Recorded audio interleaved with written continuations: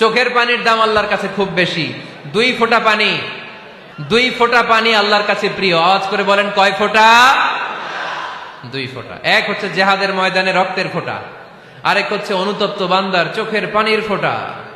অনুতপ্ত বান্দা যখন অনুতপ্ত হয়ে কাঁদে, তার চোখের পানি চোখ বেয়ে নাকের ডগা বেয়ে মাটিতে পড়ার আগেই ওই বান্দার সব গুনাহ আল্লাহ মাফ করে দেয়। তাহলে প্রথমে কোরআন তেলাওয়াত, তারপর তাহাজ্জুদের নামাজ, তারপরে দোয়া, 4 নম্বরে জিকির। জিকির নফল ইবাদত, ঠিক কিনা? জিকির করতে করতে এই স্টেজের উপরে উঠে যাবেন আপনারা সবাই। ফাযকুরুল্লাহ কামা আল্লামাকুম, জিকির ওইভাবে করো যেভাবে আল্লাহ শিখিয়েছেন। আল্লাহ কিভাবে শিখিয়েছেন? ওয়াযকুরু রাব্বাকুম ফি নাফসিক।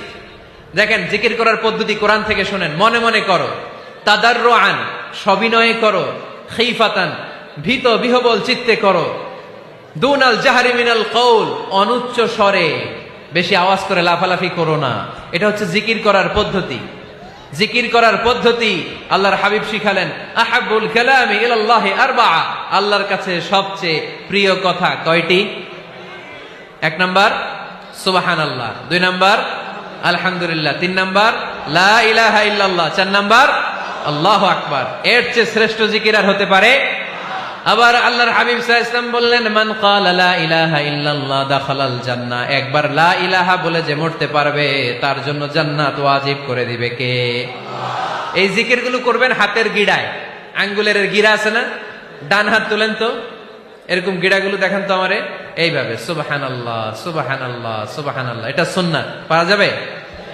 আব্দুল্লাহ ইবনে আমর ইবনে আল-আস বলেন, রাআইতু রাসূলুল্লাহি সাল্লাল্লাহু আলাইহি ওয়াসাল্লাম ইয়াকিদু তাসবিহা বিয়ামিনি, আমি নিজ চোখে আল্লাহ রাসূল সাল্লাল্লাহু আলাইহি ওয়াসাল্লামকে ডান হাতের গিড়াতে এরকম তাসবিহ পড়তে দেখেছি।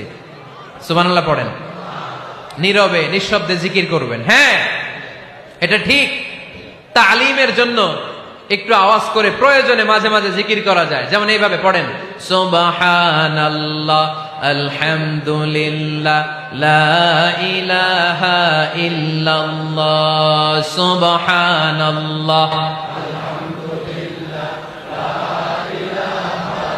লা ইলাহা ইল্লাল্লাহ মুহাম্মাদুর রাসূলুল্লাহ সাল্লাল্লাহু আলাইহি ওয়াসাল্লাম।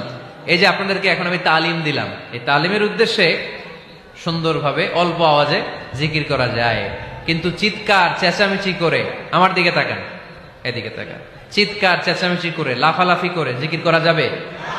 জিকির করতে করতে প্যান্ডেলের বাঁশের মাথায় ওঠা যাবে? যিনি জিকির পরিচালনা করতেছেন ওনার ঘাড়ে ওঠা যাবে?